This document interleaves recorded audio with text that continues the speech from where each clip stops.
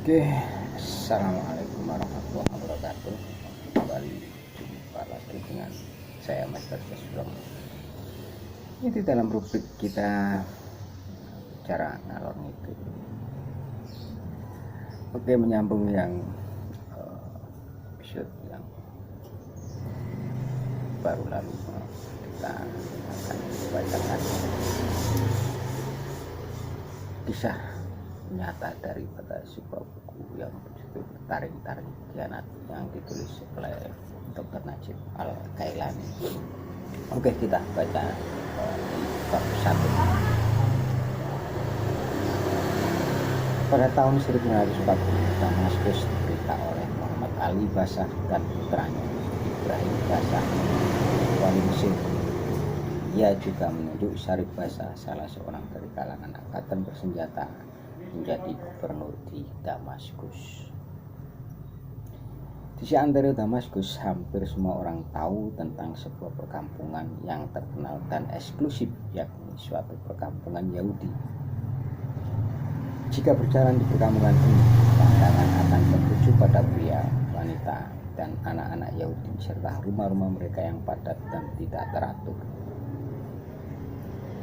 Pintu-pintunya kecil dan rendah sehingga orang hampir tak dapat masuk kecuali dengan merunduk, dan tak dapat dimasuki lebih dari seorang. Lorong-lorongnya gelap, sempit dan berkelok-kelok bagaikan ular. Lorong ini berada di suatu padang rumput yang luas penuh dengan domba-domba yang sedang memamah, burung-burung, kelinci, serta beberapa pohon buah-buahan seperti tin dan anggur. Di situ terdapat juga stan-stan tempat penjualan dan aneka makanan yang dibuka 24 jam sehari. Beberapa meter dari situ terdapat toko emas dan tenunan-tenunan yang beraneka warna. Dan gemerlapan tentunya. Di dekat toko itu terdapat gudang besar, tempat menjual papan, dan di ujung perkampungan itu terdapat gereja Ifranji. Di tempat itulah kaum Yahudi menunaikan ibadah dan membahas beberapa masalah yang menyangkut agama mereka dengan penuh kebebasan. Di sebelah gereja terdapat stan Sulaiman, si tukang cukur yang selalu ramai dikunjungi para langganannya dari berbagai kalangan. Sulaiman adalah seorang yang tutur katanya menarik dan pandai berseluruh. Gayanya memangkas, mengatur, mengeliting, serta merapikan rambut mengikuti mode Eropa. Juga terkenal sebagai orang yang ahli menyedot darah kotor, dalam tanda petik menyedot darah kotor yang dapat mendatangkan beberapa penyakit. Itu terkenalnya dia dalam hal itu, sehingga dia lebih banyak mengikuti beliau dan melintasnya pergi ke beberapa rumah menyedot darah kotor beberapa pasiennya. Dia berprinsip tidak keluar rumah tanpa hasil.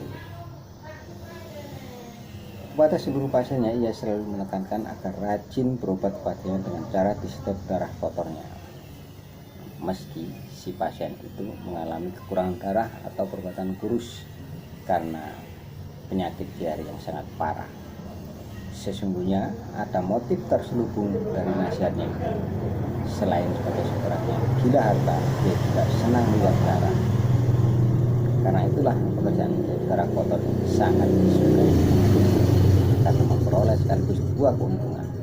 Pertama, dia memperoleh harta karena pasiennya berani membayar mahal, dan kedua, dia mendapat kepuasan karena hobinya tersalurkan. Karena dia selalu bermuka manis, banyak tersenyum dan berlaku sopan, maka tak seorang pun yang dapat menduga isi hatinya. Di perkampungan itu tinggal keluarga Daud Harare, seorang yang memiliki kekayaan berlimpah, pandangan yang luas dan tenar. Semua orang kenal rumah Daud karena rumah tersebut merupakan rumah terbesar dan termewah di kampung itu. Gedungnya megah, anggun, artistik, yang memberi kesan penghuninya sangat menikmati hidup dan selalu mendapat kemudahan. Jendela-jendela kacanya ditutupi gorden dari sutra yang sangat indah dan menarik perhatian. Temboknya yang putih bersih tampak asri, anggun, dan begitu mengagumkan. Orang yang lalu lalang di depan rumah itu dapat menyaksikan pemandangan dalam rumah itu yang sangat indah dan mempesona melalui lubang-lubang pintu. Suara gadis yang renyah dan lembut mempengaruhi khayal pada pemuda dan membangkitkan birahi setiap lelaki.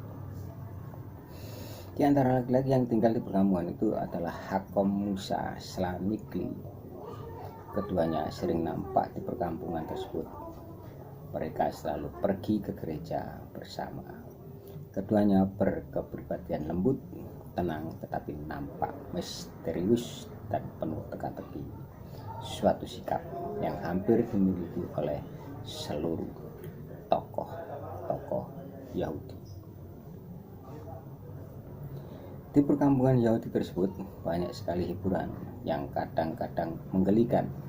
Di antaranya adalah tingkah laku gadis-gadis Yahudi yang genit dan nakal, yang selalu menggoda pemuda-pemuda dan sebagian laskar atau ahli basah yang sedang berjalan perkampungan, yang matanya jalang menoleh menitip ke kanan, melihat gadis-gadis Yahudi yang melirik kepada mereka dengan sudut matanya genit dan binal. Sudah menjadi kebiasaan bagi mereka mengucapkan kata-kata yang mengandung birahi dengan suara perlahan atau terang-terangan, yang ditanggapi gadis-gadis itu dengan wajah kemerah-merahan, berpura-pura malu tetapi penuh nafsu. Sikap ini dikuatkan dengan sifat kaum Yahudi yang sangat cinta dan ambisi dalam meraup harta, meskipun dengan cara haram. Tidak mengherankan jika pemuda-pemuda Yahudi dengan bangga sengaja mengadu-adu isi kantongnya, sehingga terdengar bunyi uang logam yang saling bersenggolan atau kemerincing kepingan-kepingan emas yang memiliki daya sihir. Pemandangan ini kadangkala menyakitkan hati para Yahudi tua karena rasa irinya. Akan tetapi sebagian lainnya menutup mata dan bersikap masa bodoh karena mengharapkan para pemuda itu mengunjungi toko-tokonya untuk membeli keperluan mereka.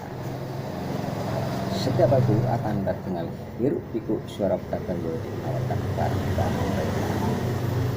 Mari anak muda, kami punya parfum yang mawar. Mari semua. Permata, cincin, emas, perak, dan barang-barang lainnya yang cocok buat hadiah, katanya. Mari di sini ada pakaian-pakaian putra yang bagus dan indah, ujar yang tidak jarang terjadi pertemuan antara pemuda dengan gadis-gadis Yahudi yang sedang membeli sebagian barang-barang kebutuhannya. Sang gadis menunduk dengan sudut pandang matanya yang indah. Kerlingan itu membuat para pemuda menghayalkan beribu-ribu impian, sehingga jiwanya gundah gulana dengan keinginan yang tak terkendalikan. Dan tanpa sadar ia membuntuti sang gadis sampai hilang di balik pintu. Sedang ia terpaku sendiri memimpikan pertemuan yang penuh dengan segala keindahan dan terus tenggelam dalam impiannya hingga petang hari dan sinar lampu bermunculan. Oke, demikianlah bab pertama dari tarik-tarik yang mengisahkan tentang kehidupan kelompok Yahudi di sebuah kawasan di Damaskus di tahun 1840-an, di mana saat itu Damaskus menjadi suatu wilayah kerajaan besar Islam yang dirajai oleh Muhammad Al-Basir. Ya demikian, mudah-mudahan bermanfaat. Kita akan sambung lagi di episode berikutnya. Tetap semangat, tetap jadikan Pancasila sebagai khilafah bangsa Indonesia, sebab Pancasila merupakan khilafah Nusantara. Assalamualaikum warahmatullahi wabarakatuh.